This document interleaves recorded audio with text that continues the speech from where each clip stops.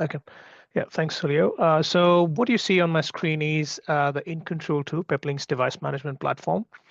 And this is what you'll be using for managing all the Peplink devices within your network. And this particular, I'm not going into details of how the whole platform design is, but I'll focus on the device at hand, the dashboard. There's a lot more things you can do. You can configure, you can configure multiple accounts, you can configure multiple groups and all of those things within the Peplink. But I'm going to talk more specific on the device level today. And this is one particular device which is called HD4MBX, is four built-in 5G into it. So you've got four 5G modem. Each of them accepts two SIM cards for redundancy, but one remains active. So total four modules, four active SIM cards. It also has WAN options where you can connect Starlink, OneWeb, GSAT, NBN satellite, whatever is available on the site, and you can connect that and it will receive that connection as well. What you see on my left-hand side, right-hand side, you see there is VLANs, which is the local network configured on the device, and we then have the WAN connections. So these WAN connections, particularly, you can see there's a SpaceX logo against the three WAN connections. So we've got two standard residential Starlinks and one high-performance Starlink there connected. And as Josh mentioned earlier, what Peplink has done with being the first technology partner with Starlink is it gives you a level of information that no other vendor today provides.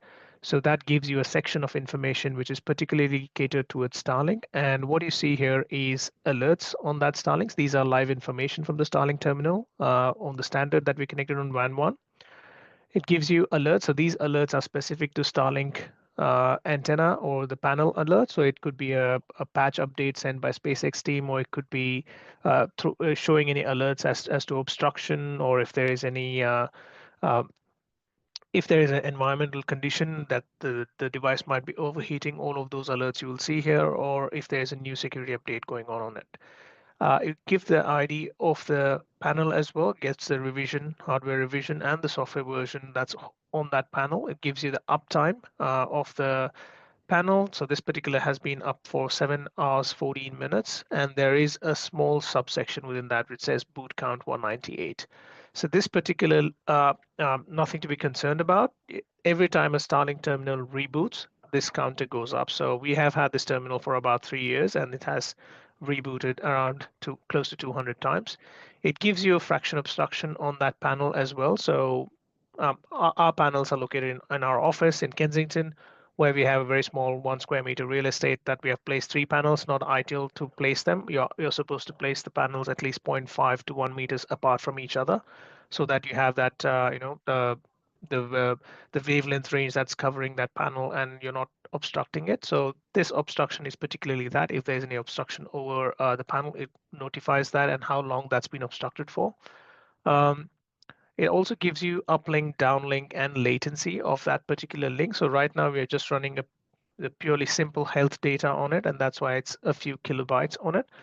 If you're running your data continuously, this is our demo equipment. If you're running your data continuously, it'll show you what rate that each of the panel is sending the data. It gives you the angle also, at which the Starlink is connected.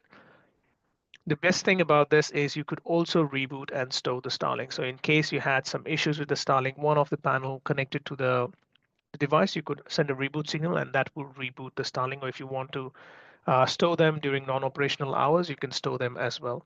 And similarly, irrespective of how many Starlinks you connect to a Peplink device, this particular device can support up to 3. But if we have a range of hardware that can support all the way up to 15, 20 Starlinks, and the maximum that has been tested with Peplink is 21 Starlinks.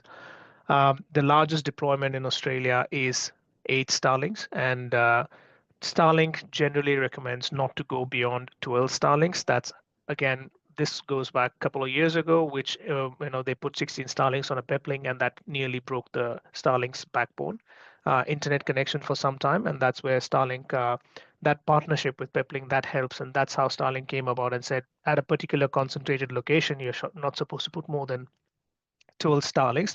Probably that might have changed over a period of the last 2 years, but it gives you the indication of how many Starlinks really can you bond and achieve a high throughput as well. Similarly, if you have your own private 5G on a particular mine site or your own industrial site, you could combine the 5G connections with multiple 5G modules within the device and achieve a higher result. And if you have a public 5G network connection, i.e. Telstra, Optus, or other carrier available at the site, you could also use that connection to include into this for bonding. So what you see with the cellular as well, it gives you a lot of level to troubleshoot information. It gives you the IP address and subnet mask, which physical SIM slot is in use. You could also push an eSIM from the platform directly onto the device if you have your own eSIMs. It'll give you the information about which network it's connected to, what type of network it's connected to. So this one is connected to 5G NSA, and you can see all the frequency bands it's currently latched onto and the respective signal strength, signal quality, noise. This is very handy for someone doing IT and looking at a mine site which is remotely located to troubleshoot the device and find out what could be causing the speed or throughput or dropout issues. And below that is the SpeedFusion VPN. So as Josh mentioned, it's a two-part solution. You have the head-end equipment and you have the edge. The edge sits on the customer sites or the mine site, and the head-end sits in the headquarters or data center or a cloud. And with between these two devices, you bond the connections to achieve a higher throughput. So let me take you to the device itself and show you what that bonding looks like. So these are the three Starlinks. I am bonding this. We are based out of Melbourne, and I'm bonding these connections, three Starlinks plus four cellulars, to our own head end hosted in AWS Sydney. And if I run a quick download test, you will see that per WAN connection I get certain download speed, and at the bottom that's the aggregate I'm able to achieve with a combination of uh, 7 WAN connections. So overall, I'm able to achieve close to 500 and 500 plus. This particular device is rated for 500 to 600 meg throughput. So that's where it's you can see the maximum throughput kind of throttle at.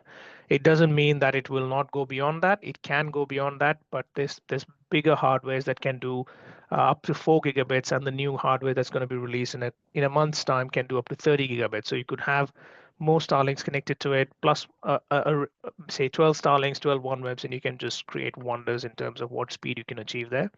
While in operation, if I lose certain WAN links, it doesn't mean that I lose connectivity. I will reduce the bandwidth, however, because I've lost WAN connections, but it will seamlessly send data without disruptions, without packet drops, without session drops. So when the WAN links come back online, it will start participating in the bonding, and you'll see that the bandwidth naturally goes up, and it will give you a higher capacity link. This is a symmetrical link between the two sides, which is the head end and the edge, and you can also track the packet loss of each link and the latency of each links. And similarly, if I have to run a quick upload test, you will see that per WAN connection, I get certain upload, and at the bottom, we get the aggregate upload speed. So with the uploads at Starlinks, it again is very limited. So you get a maximum Starlink rates is you will get about 25 meg upload. Typically averages around 10 to 15 meg per panel. So with that, at least you're still getting a significant amount of upload in cases where you're getting nothing. Combining just the Starlinks, you can still see that you're able to achieve significant upload throughput, even with the with with three Starlinks, whereas if you had to take a fiber and connect it, it's limited to that physical connection. So that's bonding for you. There are other features as well within Peplink. So in case you have, this is more useful for people doing the IT and managing the systems. Peplink also has a feature called InTouch. This is out of band management of your LAN clients on the side.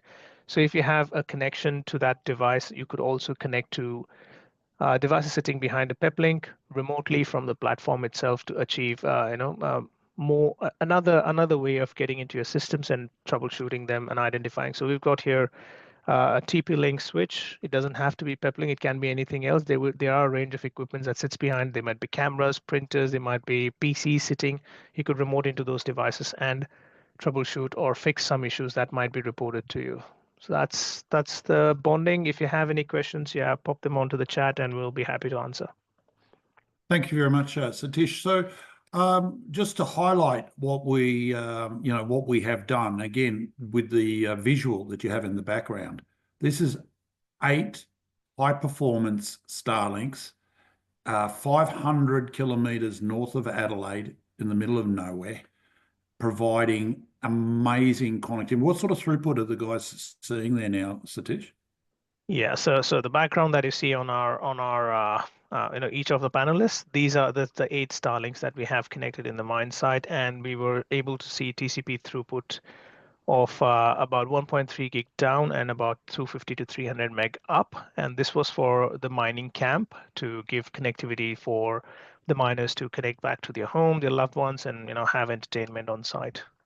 And it also, ironically, provided a failover for the corporate data as well, because they had a problem with that, and it actually it just worked. So it truly is an incredible piece of technology. Julio, I'm going to hand back to you. Open it up for you and for people to ask questions.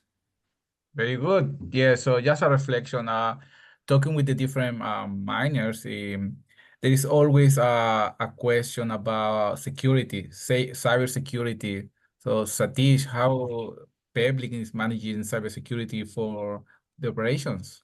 Yeah, so Peplink is not just merely the router that is doing bonding. It also has a firewall in it. It's a stateful firewall, and it gives you application control, quality of service, content filtering, all of these nature. But if you are looking for placing an appliance, or you want to tap into Umbrella DNS or Zscaler, the likes of these SaaSes that give you internet-bound security, you could also run a VPN and route all the traffic from Peplink into um, that SaaS platform and achieve that security level as well. But more typically, what we see is we have the edge site send all the data into the headquarters, and headquarters is where you'll firewall everything. So that way you're limiting the number of firewalls you deploy at each site. You have a Peplink that transfers all the data into the headquarters, and you're firewalling, say, if you want a layer 7 firewall, which is typical of certain requirements in terms of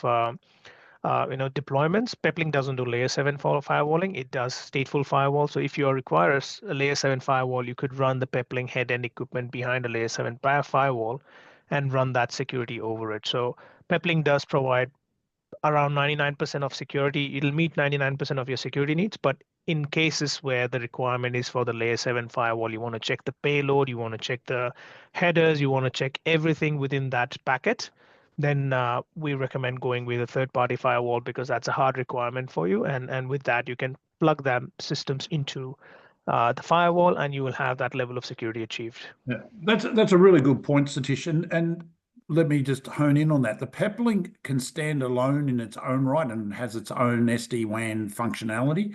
But more importantly, we see customers deploying the Peplink into existing infrastructure where that infrastructure has, it's all under one big management platform, but there's segments where there's poor connectivity. So you can configure the Peplink into a sort of like a pass-through or a drop-in type of mode and get the bonding capability, but retain all of your existing networking infrastructure, security, and what have you. And it just then presents as an additional WAN connection.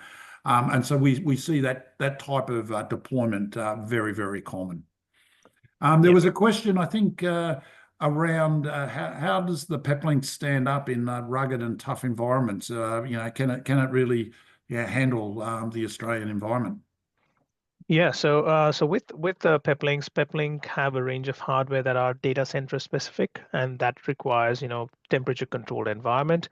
Peplink has also hardware that is designed for rugged environments. So the likes of mine vehicles where you have high vibration, you have high temperature variance, plus also these mine sites could be sitting anywhere across Australia, and the temperature, the terrain, the different topologies across Australia can cause different environmental conditions. And we do have hardware that supports that are IP67 rated, that could be mounted on top of the roof.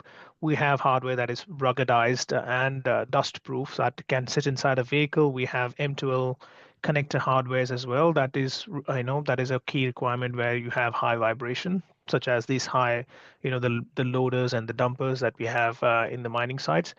So we have a range of equipment that is designed for various environments, and together, irrespective of what variant it is, they can run what you saw on my screen today, which is the bonding and the smoothing and the high capacity. So you could achieve a greater resiliency of network throughout your mining site, not just for the point in the mining site, but also the vehicles and the other equipment sitting on the mining site. You can connect them all together and bring about as one single network.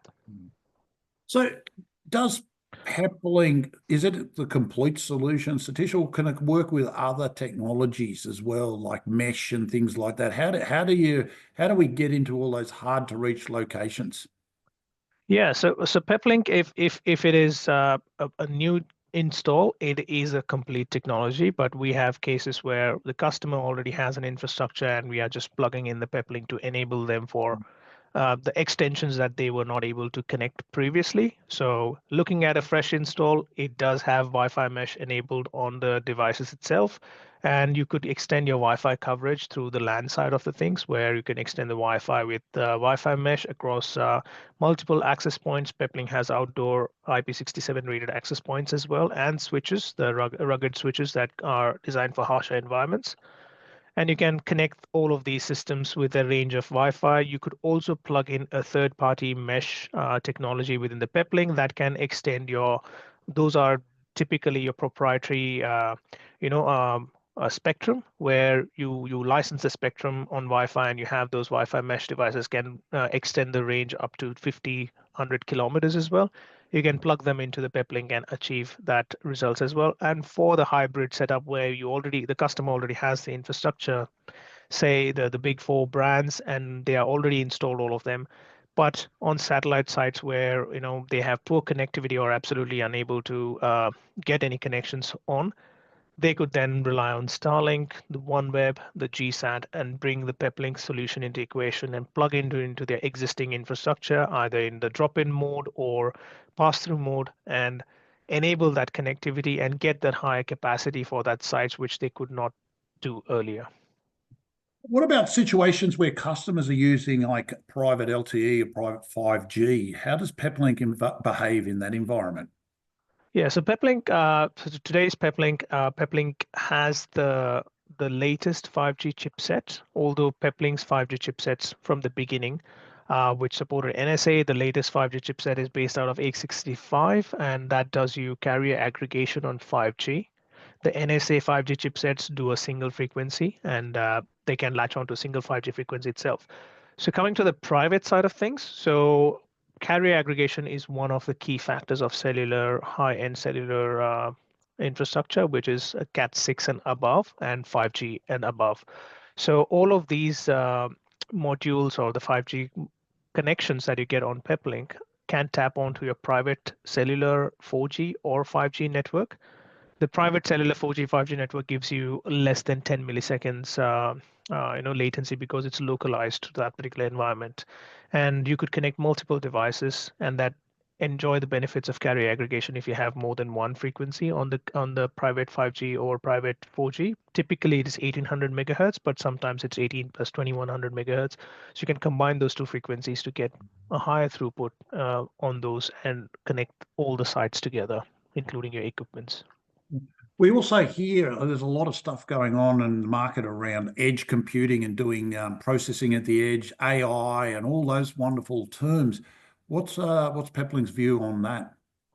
Yeah, Peplink, as I said, there are segments which is data center centric, and then there is mobility centric, which you go deploy on vehicles and rugged environments. So each of these equipment have Docker capabilities. Most of the Peplink equipments within the mobility segment has Docker capabilities, except for the really low end of the Peplink systems. And Docker is a very open source term. You could deploy your own Dockers. Peplink reserves half of its resources for Docker engine, and you could deploy anywhere between 2 to 5 Dockers per device. It could be running your duress system in the vehicle. It could be tracking all the information.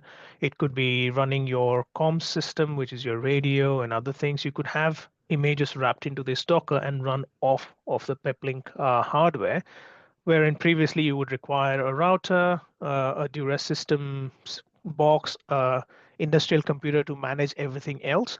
So you're kind of consolidating all of these, I wouldn't say the duress, but the industrial computer into the router. And you're now giving the programming interface, you're now giving the application interface, and you're now giving, you can run your own script and code on that to manage different operations across, especially in the vehicle environment where you have too many equipments to track the health and, OHS of the person working there, site engineers and all of that. So it gives you can create a Wi-Fi bubble around the vehicle if you want connectivity for, if someone, particularly a field engineer, a site engineer who's visiting the site, wants to go across to a certain length and check the equipments, and he can still be connected to his vehicle while he's away on his tablet. Thanks, Satish. Again, inviting anybody on the audience to ask a question. Hand back to Julio. Fantastic. Yeah, just a reflection. We are very focused on the mining operation. However, visiting different mine sites in Australia, New South Wales, Queensland, and even in PNG, there's always lack of challenges in the internet connectivity. It's not only for the mine operation, it's for the whole community, for the people, the business that in the region, and that's very hard to do business. And even for when you stay there, you need to stay in a mining camp.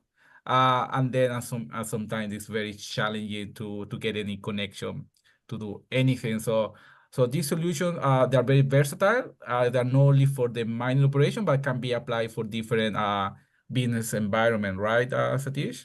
Yes, yeah. So it can be applied in various environments, not purely mining centric, as we saw in one of the slides with Josh. We have multiple verticals that we work on, and Peplink has a solution for each of those verticals.